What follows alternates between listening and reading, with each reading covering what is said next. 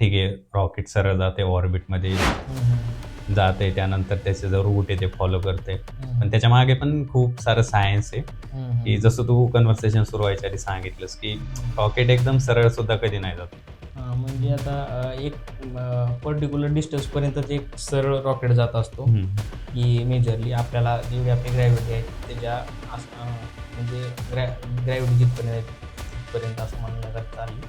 आणि तिथून नंतर काय केलं जातं, की जे नौदल असतात नौदल थ्रू आपण त्याचं डायरेक्शन चेंज म्हणजे डिग्री चेंज करून त्याला डायरेक्शन चेंज करून मग ते आपल्याला काय कोणतं पण सॅटेलाईट आहे नॉर्मल सॅटेलाईट आपल्याला ते आर्कच्या ऑर्बिटमध्ये. ऑर्बिटमध्ये फिरवायचं. मग त्याच्यानंतर तो पाथ चेंज करून त्या ऑर्बिटमध्ये करायचा आहे.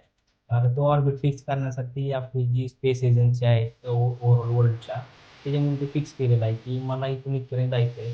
तर कोणत्या ऑर्बिटमध्ये कोणत्या लोकेशनला ते फिक्स करायचं आहे. त्यांच्याकडून आपण सांगतो की मला इथे करायचं आहे. तर ऑलरेडी ते एंगेज पाथ नाही आहे. हं. तर मग तिथून ते फिक्स केलं जातं.